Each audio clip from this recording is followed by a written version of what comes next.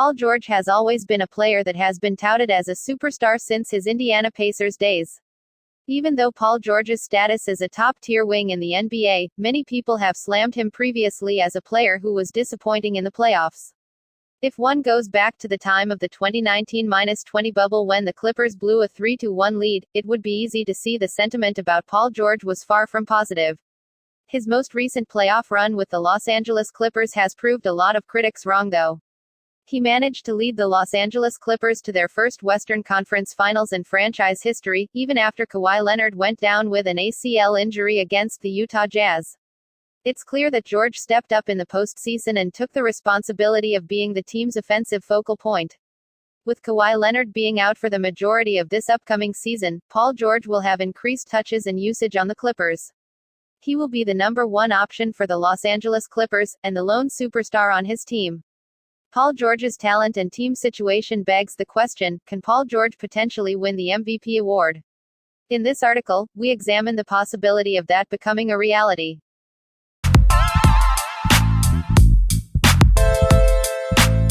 Some fans may have forgotten about this, but Paul George was once a top 3 MVP candidate on the Oklahoma City Thunder. During the 2018-19 regular season with the Thunder, Paul George averaged 28.0 ppg, 8.2 rpg, and 4.1 apg. He also got 2.2 steals per game, and at the surface level, his stats made him a worthy candidate for the award. While he didn't end up winning the award, in the right setting, Paul George can replicate that level of play. While Paul George's basic box score statistics have gone down since his move to the Los Angeles Clippers, with higher volume and usage rate, he should be able to put up those types of numbers for the MVP award next season. We haven't seen that level of play yet from Paul George in Los Angeles, but he'll be forced into that role once again in the 2021-22 season. When we look beyond the box score, it seems as though some things have improved in Paul George's game since his Oklahoma City days. It must be said that the improved spacing that Paul George has on the Los Angeles Clippers plays a part in those statistical improvements. According to B-Ball Index's statistics database, Paul George has had a 72.91% lineup spacing rating on the 2020-21 Clippers, ranking the spacing around him at the 92nd percentile among all NBA players. While the database doesn't have data for the 2018-19 Thunder lineup spacing rating, we can infer that it wasn't good based on the fact that only 2 players on his team were above league average in 3PT percentage, 35.5% per StatMuse, Jeremy Grant and Terrence Ferguson. Neither player shot above 4.0 attempts per game either. Meanwhile, the 2020-21 Clippers were the number 1 shooting team in the regular season. As for the improvements themselves, Paul George has improved statistically in a lot of offensive areas. The first area that George improved in would be his finishing. He averaged 13.1 adjusted drives per 75 possessions, an increase from his 9.4 during 2018-19.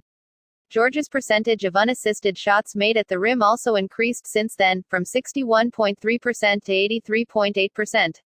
The spacing around him has helped Paul George be more aggressive when driving to the cup. In terms of shooting percentage, Paul George was a stellar 3PT shooter in 2020-21. He shot 41.1% from the 3PT range in 2020-21, as compared to 38.6% in 2018-19, though some of that is definitely due to lessened volume.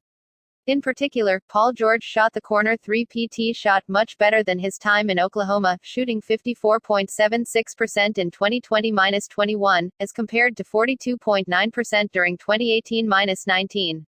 Paul George's efficiency numbers will likely go down due to volume next season, but not by insane amounts. Something to be noted too is that Paul George's isolation scoring has gotten better, with his 1.02 points per possession in isolation plays putting him in the 94th percentile of NBA players.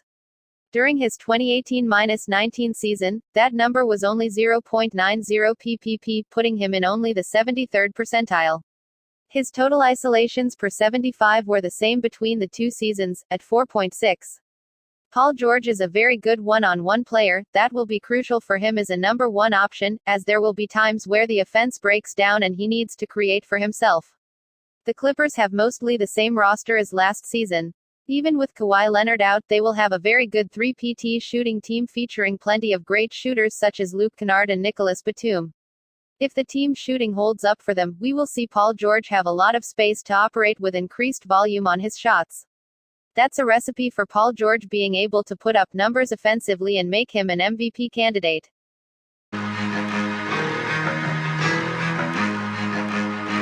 In the 8 games that the Los Angeles Clippers were without Kawhi Leonard in the playoffs, Paul George averaged 29.6 ppg, 11.0 rpg, and 5.6 apg. It's obvious that he's had to carry an immense load for the team during the playoffs, and he's certainly shown that he can take over as a number 1 option. He also upped his averages without Kawhi Leonard in the regular season, averaging 26.7 ppg, 7.5 rpg, and 4.9 apg over 11 games.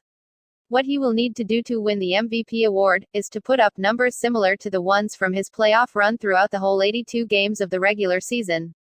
One of the knocks on Paul George in recent years has been his inconsistency.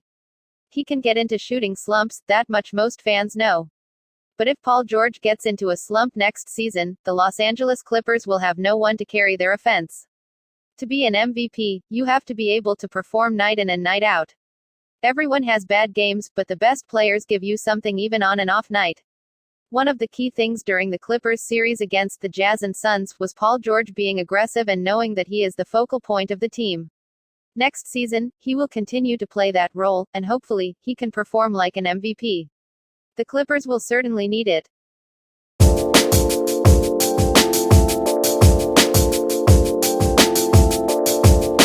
Something that could potentially hinder Paul George's MVP case is the fact that the Los Angeles Clippers aren't projected by many to be a stellar regular season team. For example, John Hollinger of The Athletic suggests that the Los Angeles Clippers will have a record of 38-44, good for 10th in the Western Conference. The Los Angeles Clippers are not stopping any projections stop them though, and there's little doubt that they are going into the season and trying to compete. They re-signed key contributors in Nicholas Batum and Reggie Jackson and acquired Eric Bledsoe via trade. The betting markets view the Clippers more favorably than Hollinger too, with the projected win total for the Los Angeles Clippers being 45.5 per Peter Dewey of BetSighted.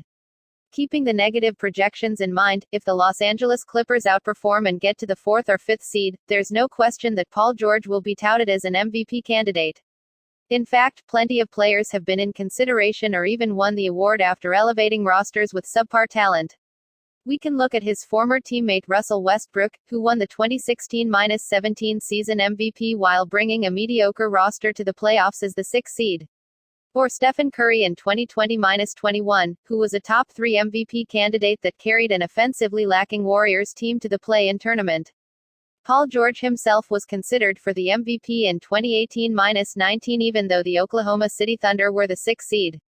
It's true that voters do value team records and leading rosters to wins. But there's precedent for Paul George potentially becoming an MVP candidate winner if he manages to surprise everyone and lead the Clippers to a high seed while averaging insane numbers.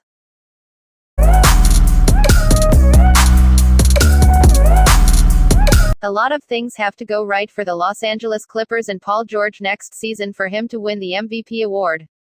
There's no doubt that other superstars will be competing for the award as well, and Paul George will have to outperform them to be considered. There are plenty of analysts that have previously stated Paul George is not an MVP caliber player, and there's no question that it's going to be an uphill battle for him. However, Paul George winning MVP is not impossible. The Los Angeles Clippers can still be a somewhat good team with the veterans on the roster, and Paul George has been a number 1 option in the past. If he can tap into that mindset and give the Clippers semi-efficient production on volume, then the voters will likely view him favorably in MVP discussions. It remains to be seen if Paul George will be able to become the version of himself that is a legitimate MVP candidate. He's already silenced his haters in the playoffs. Now, the Clippers will just need him to keep that same energy during the 2021-22 season, and perhaps we'll get a look at MVPG soon enough.